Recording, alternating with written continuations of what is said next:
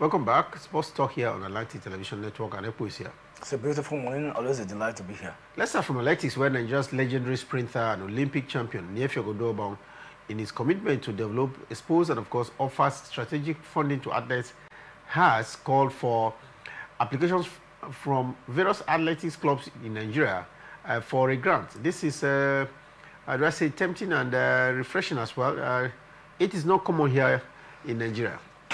It is not. It's not common, and that's because of the, the pattern of our activity here. But you get to see some of those things, and some of this is a new year, a lot of initiative, some person postulating. So for me, it's not about the commonality. It's about the fact that somebody have a thought or idea or such in that regard.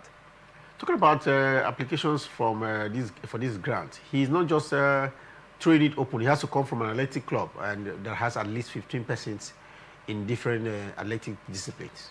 I mean, grants are okay. Let's say the first quarters of every year, things like this happens, and it's just like this are necessary so that those who are interested, because there are many who need these grants, and unfortunately, these grants are not always are readily available for the outlets. So, if such is being postulated, I'm just thinking that the possibility of achieving it is another thing, but then the initiative for me is just a lovely one. Well, let's look forward to this one coming from a former athlete, an athlete of repute. We do not seem to have had a replacement for Odobong. Do you think we have one now or in the making? No, I think we're going to have soon. If the structure is sustained, we're going to have, maybe not at this level, but everything is about a gradual process. I think that for him, he has been very lovely. I mean, he's one athlete who a lot of people will not forget easily because of his achievement with the Nigerian side. But one thing very certain is that you have to build up.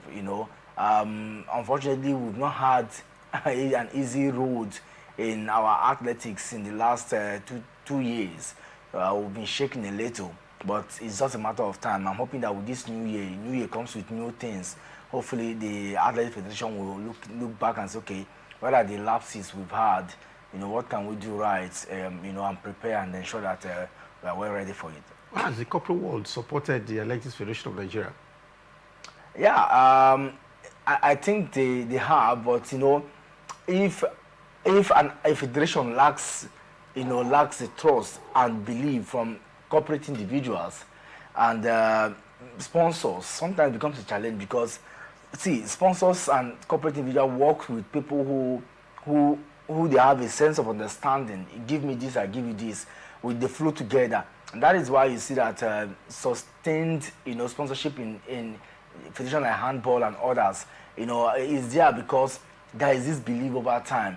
So I'm thinking that it's high time our athletic federation needs to now look at it. So, okay, if we can build this trust, if we can build this, not athletes coming to lambast the federation, that way, I mean, it seems as if there is an internal rancor. So the thing is, let's focus on athletics, the board. The board needs to have a self-belief, try to ensure that they don't have those distractions, within themselves, because that seems to be the problem. And if we can, jettison all this, you get to see, sponsors coming in. If I tell you, after football, basketball, the next activity that keeps people buzzing is athletics in Nigeria. So I don't see any reason why we shouldn't have massive good sponsors that will come in and and do this. After all, during the era of Sondidari, we saw some individuals of repute came in to adopt in their outlets, came in to sponsor institutions and facilities. So I mean, they are there, but the thing is, have we built the trust? Have we built the empire and the enabling environment to allow this man to come in? That's the question that we need to answer. Well, let's get to basketball now quickly. And there were basketball action in early hours of this morning in the NBA in the United States of America. We saw the Pistons from Detroit in a handsome win over New York Knicks, 121, as compared to just 80 points scored by Knicks. For Lakers, I think they won that game against Minnesota Timberwolves 2 days ago and losing. They won at the Crypto.com Arena, that's a home ground, and they're losing again. This one, I just think that they've had a lot of games this year. This Utah period, you don't just win them all. I just hope that maybe sometime too, naturally fatigue will just come in. But I saw the way they played against Minnesota Timberwolves, and I felt that, come on, these guys are blazing on, and I'm just so surprised that they just lost after 24 hours. Boston Celtics have seen New Year 2026 as a good one because they continue to win 115 to 101 points scored by Chicago Bulls. For Boston Celtics, it's good. It's good too that they have been able to stand tall. I mean, getting that win against Chicago Bulls is good for them. I just hope that they will continue to win, but they have not really shown glimpses. They've had mixed results in recent time, but I'm sure this win will really boost their morale. The Raptors from Toronto having a full time because it's 118 points as compared to just 100 scored by the Hawks from Atlanta.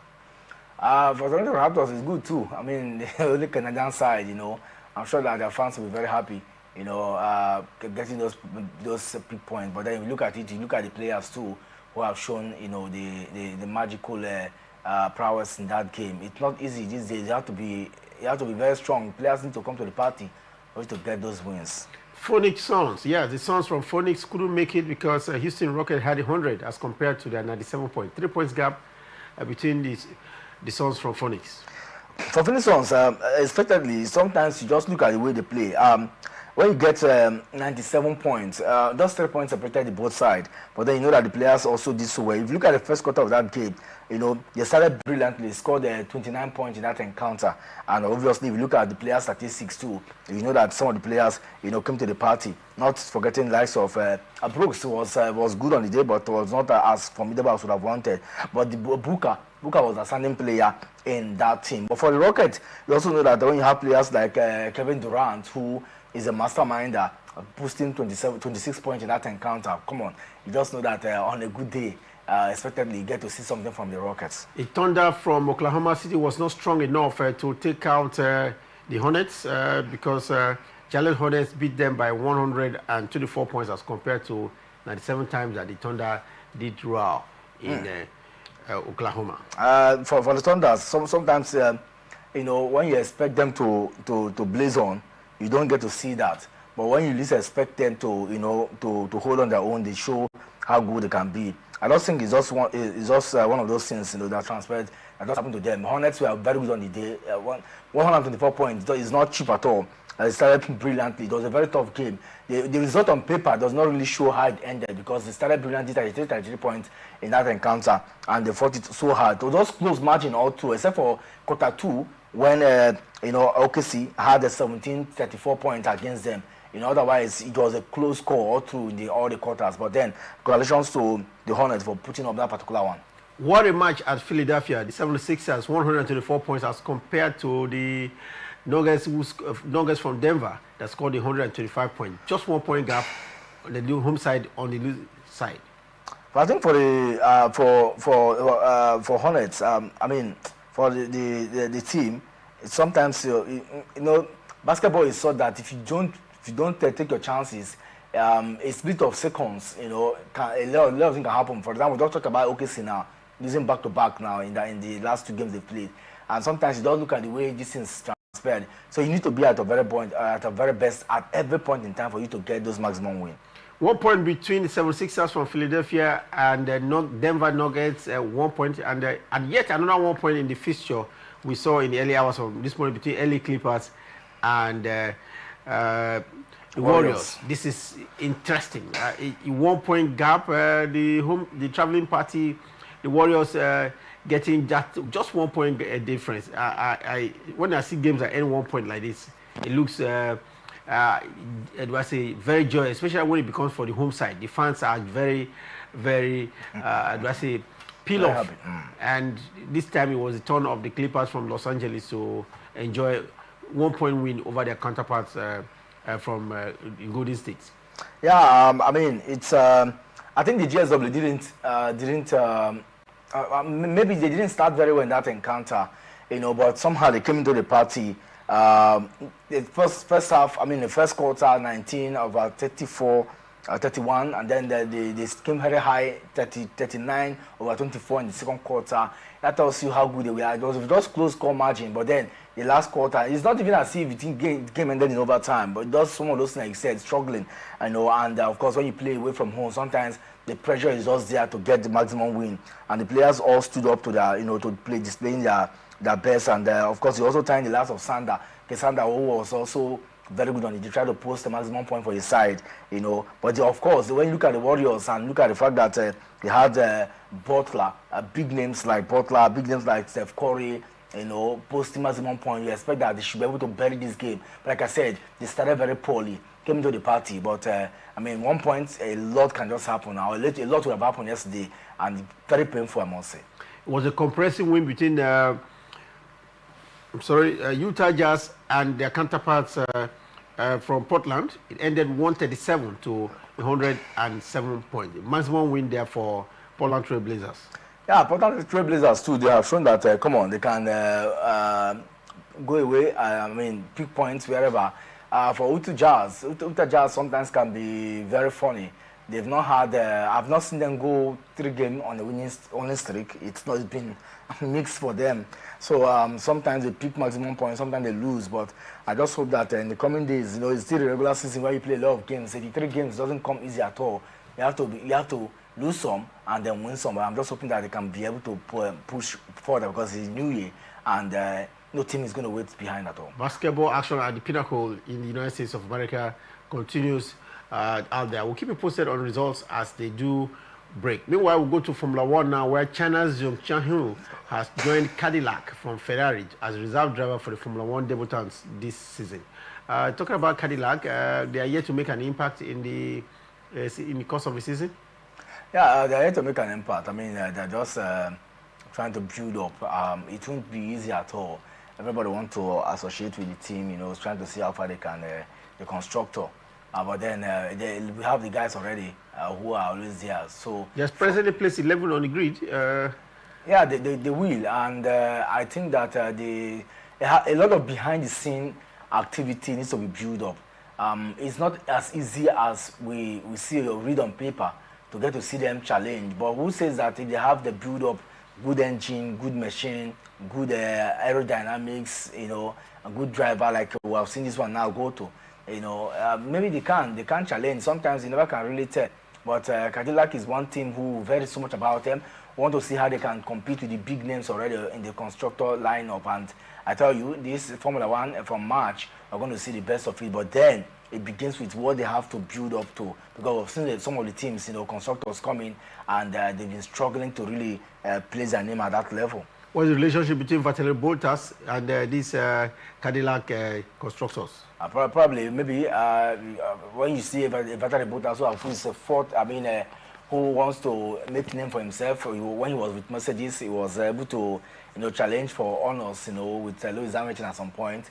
But Valtteri Bottas, if he gets to be a driver for the side too, it will be an added addition. Everybody wants to go to a place where he is respected and is recognized.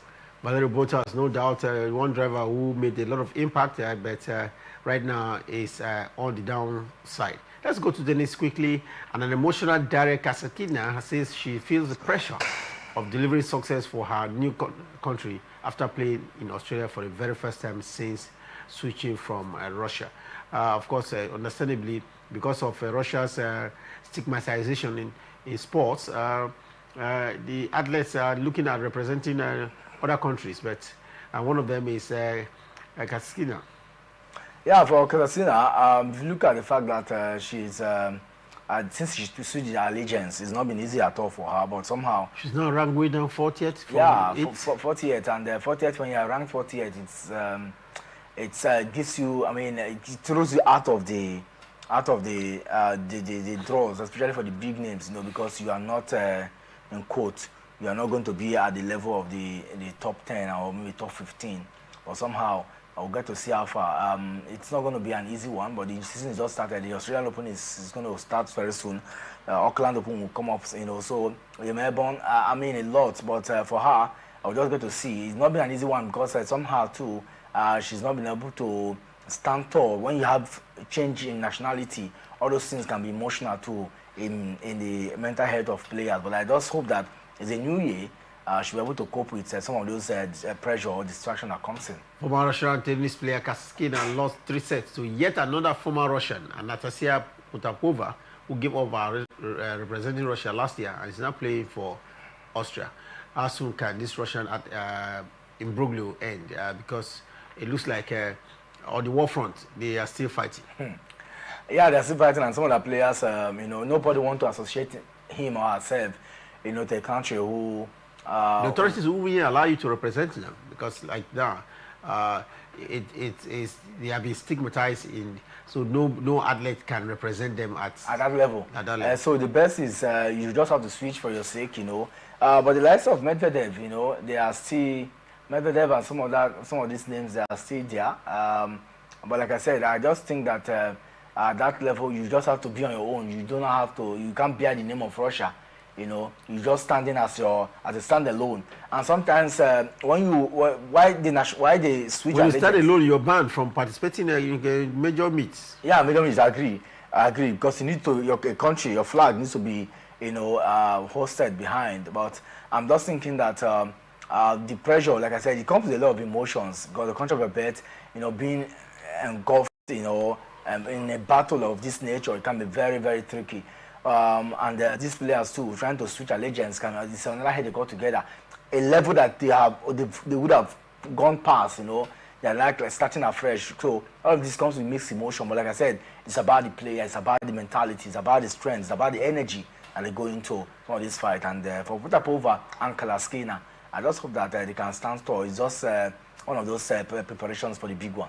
While the tennis players around the world, top tennis players are preparing to feature at the first Grand Slam of the year in Australia, world number 4, Coco Gauff from the United States of America, suffered her first ever defeat at the United Cup only yesterday when she was torn by Spain's Jessica Buzar Maro 6-1, 6-7, 6-love in a blow to her Australia Open preparations.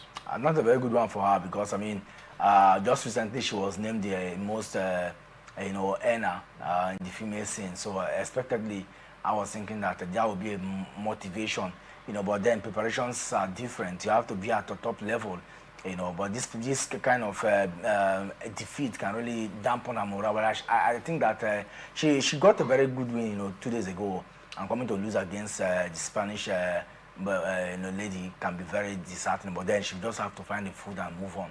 While our fellow American Taylor Fritz won to level the tie for the United States, Gauff made amends with, of course, Kristen Harrison in the mixed doubles, beating Yvonne Cabrera and Inigo Cavantes 7-6, 6-love to seal a quarterfinal spot at the United States Cup.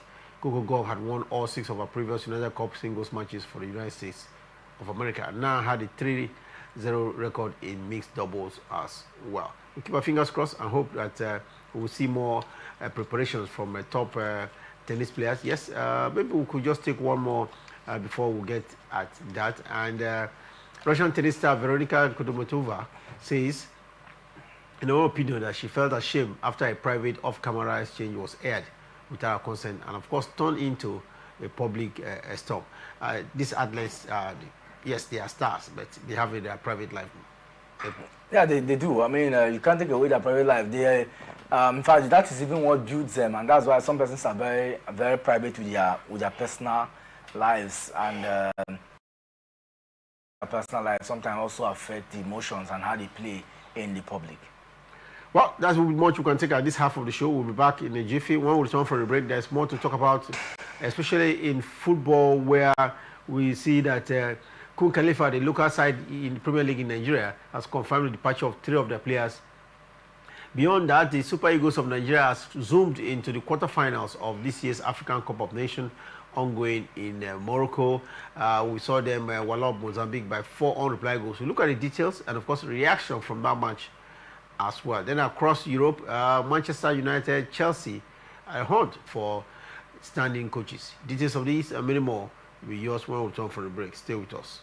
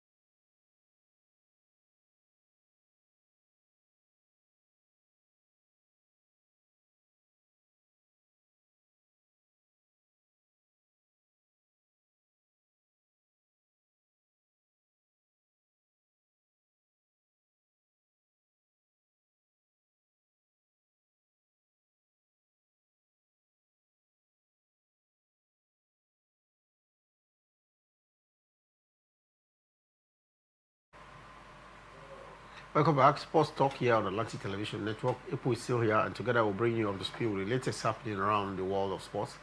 Now, let's switch to football, and we'll start with the Premier League. There have been movements. This is January, and players move. Kun Khalifat FC have confirmed the departure of 3 of the players from the club. Ipo, players movement. We understand Henry Ezoye, Uche Moses, and Ebuka Wokori are on the move. This team based in Owerri is a new Premier League side, and this is what happens when you join the top side. Yeah, it's one of course, it's expected, and I think that some of them want to, I'll get Lawrence. So it's transfer season. Some of them have their own, issues around the club, so they just want to move. Sometimes the players also feel that, come on, this place is opportunity comes in, I just have to pick it up. And vis-a-vis transfer, you expect that players will, their welfare and their priority comes first. And some players, it doesn't matter. What matters is, okay, I've stayed with this club, this is my ambition, I just have to go towards my goals and target, and that's it. Sometimes I don't look at players transfer from the emotional point of view. It could be the club too, thinking that, come on, we want to sell so that we can have enough revenue and to keep up in the league.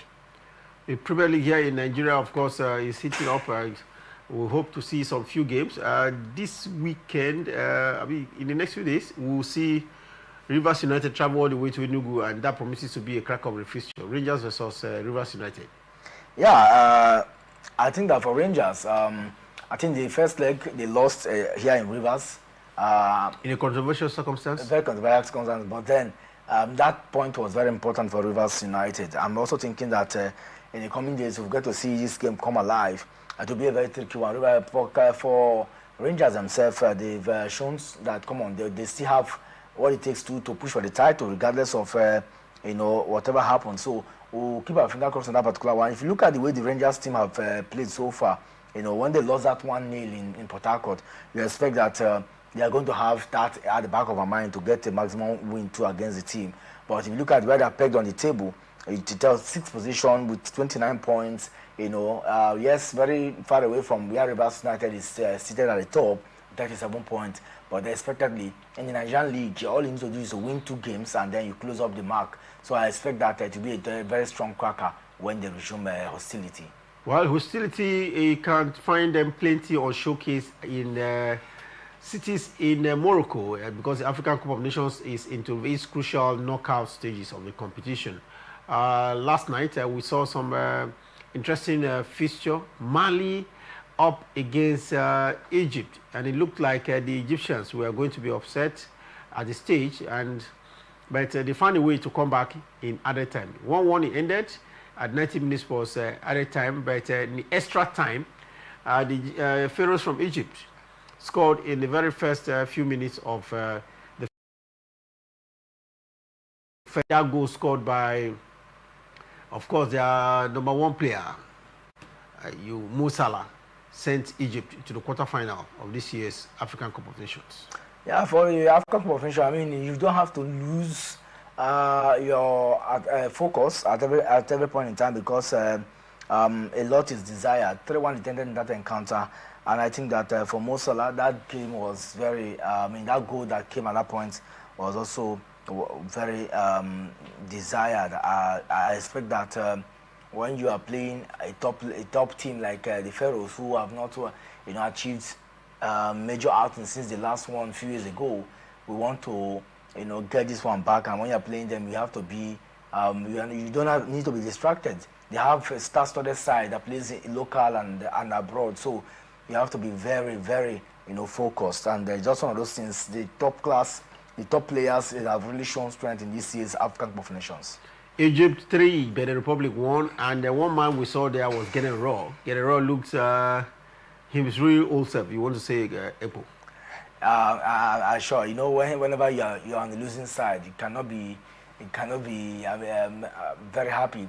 But I think that Genetro has been very, in terms of tactics, you give it to him, he has shown strength. But then I think that he has just too much, from the Egyptians, who are very anxious and eager, to get to the next level, the quarterfinals, and to be a very big disaster if if that upset would have been pulled, from that. But give it up for Ghana throw. It has been very fantastic. Meanwhile, Nigeria was in action as well after that fixture between Benin Republic and Egypt.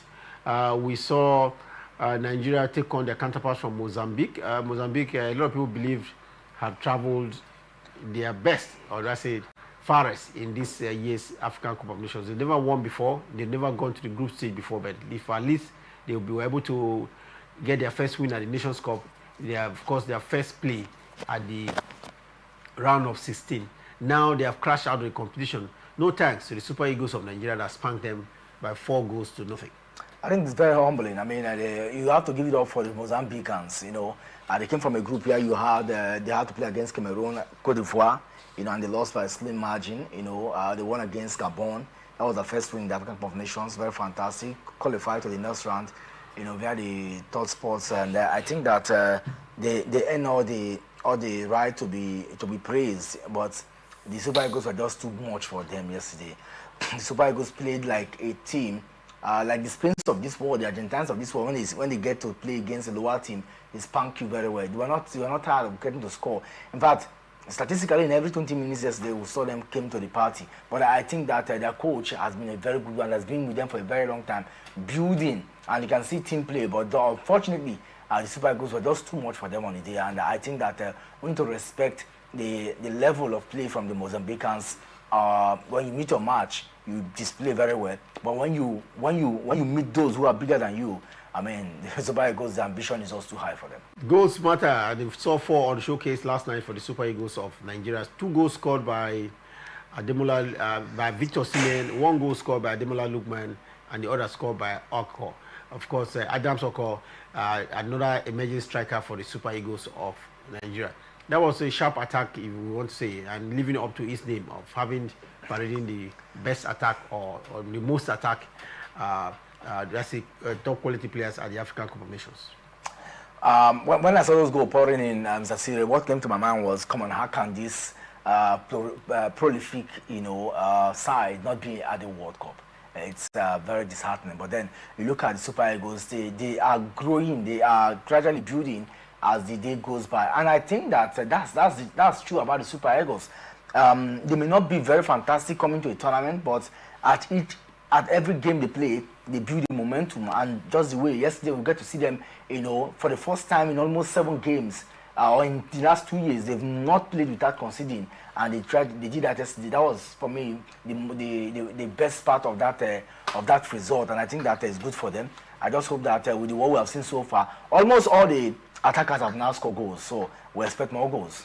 More goals coming for the Super Eagles of Nigeria. When you talk about goals, what readily comes to your mind is Victor Osimhen. He scored 2 last night, and it looks like he's almost getting closer to Rashidi Yekini's record of the most goals scored by a Nigerian at the African for the national team. All-time top scorer. What do you make of Victor Osimhen? Yes, I think his goals tally right now is maybe 2 more goals to topping up with Rashidi Yekini's number of goals. Rashidi Yekini 37 goals. He's now gotten 34 goals. So 3 more goals and he'll be there. Will you think that he's keeping an eye on this goal tally, and that's why he was very distraught with his teammates last night, especially Ademola Lookman, that he did not pass to him when he was in a very good goal scoring position, and of course that led to his that's a very poor attitude. He was asking for the coaches to change him. He had an outburst with Ademola Lookman, and for me it was very shocking because this is the same Ademola Lookman who passed to him twice when he scored, and he was very happy and jubilant. Ademola Lookman went to him, jumping, to grab him when he scored those goals and all of that.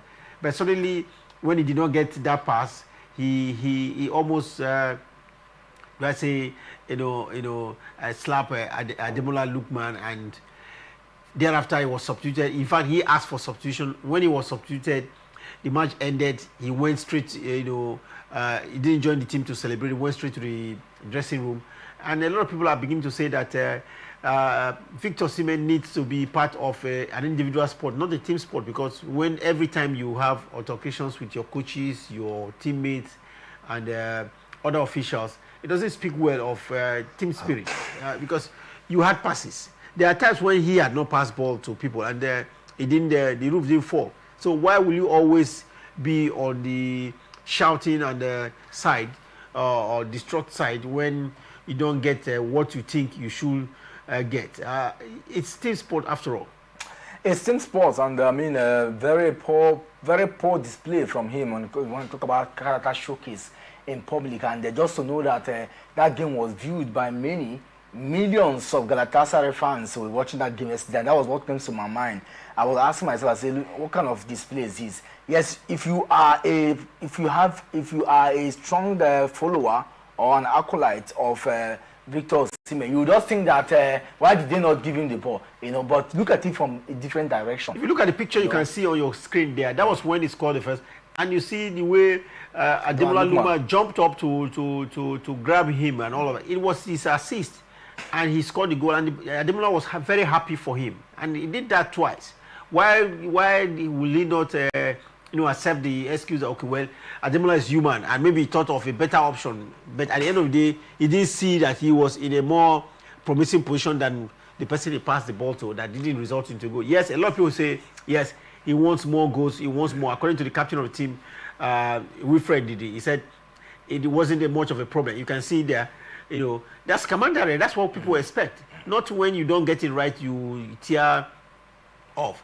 Wilfred says, well, it is his desire to get more goals, getting more goals for the team, and that's what happened, and that they hope to handle it. The same thing has come of Eric Schell, the coach of the team, that they were going to handle it internally. But we are beginning to see this too often with Victor Osimhen. And not sharing at all, but like I say, I also want to agree in one sense that, come on, this man want to be the first player to score a hat-trick in this year's championship. I think that one, he had opportunity, very close opportunity to have done that. But who says that if he had stayed, even maybe before he was substituted at the end of the game, maybe he would have still scored a goal, So after all, as he left, Akko scored a goal. So I'm thinking that those poor attitude needs to be nipped in the bud. When the player gets so much praises without Victor Osimhen, the team does not get to win games. All those things. Naturally, you think that it's just there. It has a way of if you're not focused, it has a way of distracting your mentality and your emotions. And sometimes, if you don't hold yourself very well, you become you make things that make you ridicule yourself in public. And I think that the display yesterday is just one of those things. The players have a way to talk to him. It's like a god in that team. Players, not every player accepts him to talk to him, express themselves. But I think that he made nonsense of all the love a lot of Nigerians will. Yeah, I forget that we won, yes, but you just see that it's not. It was more calm when he was the captain of the side. The other game we played in the last game. And I think that the coach, NFF, some of the big names in the system, the voice that he respects, we need to talk to him, because the hard boss it doesn't come for it at all. It doesn't. We are seeing big names, who have got such opportunity. Yes, they utilize it very well, and there's no issue. And then coming openly to do this, it's like I said, it's becoming too often. But I think that they will nip it in the bud. They have a way to close it up and ensure that does not distract the team at all. Wilfred Ndidi also try to explain what has transpired, and I don't think that you can never make an excuse to the show of shame that we saw yesterday. I just hope that voices will speak to him, and he will listen to the voice of reason. Well, for now, we await what will come out of the Super Eagles camp about the fate of Victor Osimhen. Meanwhile, the team is into the quarterfinal stage of the competition. Just like we've known of Cameroon and of course Morocco that have earlier qualified for the quarterfinal stage of the competition, the Super Eagles is now the third side to qualify, and we're looking forward to meeting their counterparts from either Algeria or Congo DR at the quarterfinal stage of the competition. Talking about Algeria and Congo DR, they will be in action at 5 p.m. Nigerian time out there in Morocco. Then the other quarterfinal place match will be between Ivory Coast and Burkina Faso. First, Algeria, Congo DR. Epo, what do you expect of this? Algeria going to the World Cup, Congo DR going to the World Cup as well? Yeah, for Algeria, I mean, they've been very good on the group stage. I think they're one of the teams that also won all their games in the group stages, and so you expect that it to be a very tough cracker between them and DR Congo. But DR Congo, they are very physical, so when you play a team like DR Congo, you have to be at the very best too. If you must get something from that game. But the Algerian side, led by Riyad Mahrez, the guy has been very fantastic with the team, captaining them and showing good examples. So it promises to be a very strong clash. But vis-a-vis, I'm just thinking that any team that comes out from this one, Nigeria has a big meat in their mouth, and I just hope that the players will live up to the expectation. But like I said, 5 p.m. today at the Hassan Stadium, it will be a very strong cracker. And for Algeria to take the DR Congo guys for granted will be their biggest undoing. We'll definitely have to keep an eye on the other encounter as well. What do you make of it? I think the game that we're going to see today is for the evening games. We're going to see some of those encounter. I think that game is the last group game. I'm trying to remember the game I'm going to say. Okay, I think it's between Ivory Coast and Burkina Faso. Yes, Ivory Coast and Burkina Faso. Burkina Faso themselves can be very tricky. We played them in the finals when we won last time out, and then Ivory Coast too. They've not been very formidable with their started tempo. I expect them to come to the party today, but the Burkina babes can be very, very tricky. Take them for granted at your own peril, and so I expect a full game. And these are the games that you get to see upset. But Ivory Coast, they know what is at stake. They're the defending champions. They want to get all out to getting something in this particular one. But I tell you, very difficult to crawl because they barely qualify from that group. Elephants of Cote d'Ivoire up against the Stallions of Burkina Faso. What a match, 8 p.m. Nigerian time today in Morocco. We'll follow it up across to Europe now. Quickly, there's been bombshell across some top club sides in Europe. Manchester United has sacked our coach Ruben Amorim, and earlier it was Maresca of Chelsea that was sacked. We've seen the Celtic coach sacked as well. 4 coaches were sacked only yesterday. 3 coaches were sacked only yesterday, in addition to Maresca, to making them 4 in Europe. It looks like there's a sack wave ongoing in Europe. First, let's look at Amorim's sack yesterday as head coach of Manchester United. They are now in hunt for a standing coach at least till the end of the season. Do you think the man you see on your screen there, Amorim, deserves to be sacked with about 18 games to go? Yeah, I think that is long overdue. I mean, when you I knew that he had the potential to have stayed for a very long time. He was gradually building the team. Right now, they are in the first layer of the table, so expectedly, one would think that when he was at the the tail of the table, he was not sacked. The board believed in him, but I think that over time, the board, gradually have lost confidence because some of those times, when they had poor results, the board had always been there to back him up, and then when you start on your presser, you start pushing attitudes. He speaks, he's very loud, he speaks without control, and some of those things can be the board have taken enough, and the fact that, come on, we'll have to let this guy go. I do not think that maybe it would have been now, but the board needed to do what they needed to do, and to ensure that it was long overdue. He has posted some very bad records for the club for some time, but nothing from him. He's a good coach, but somehow the expressions that can be very irritating, and sometimes, I cannot be paying you and then you're also standing against me. Who is taking over from Amorim in the interim capacity? I think we heard that Darren Fletcher will take shot. We'll get to see how far that goes as an interim for now. Maybe he leads the side to a fruitful end. For Chelsea, we understand a new coach is in town to formalize contract arrangements to lead the team. Liam Rosene is coming all the way from the French league, Belgian league, to take over from Chelsea. We understand he's in London already. Yes, Rosene. I just hope that. It's a good guy, but I'm just looking at the pedigree of Chelsea and the expectations. It can be very, very close. I would have wanted a situation whereby the girls take some time to get to see this guy, but obviously, if the hierarchies feels that the appointment of Liam Rosene is the man to go with, then I don't have a problem. The only thing is that you have to look at the pedigree of the man coming in and how he can fit into the system. So we'll get to see how it goes. But Rosene is a very good coach. We'll get to see expectations will be high. English Premier League can be very tricky. So coming in, the pressure that comes with it too, a lot.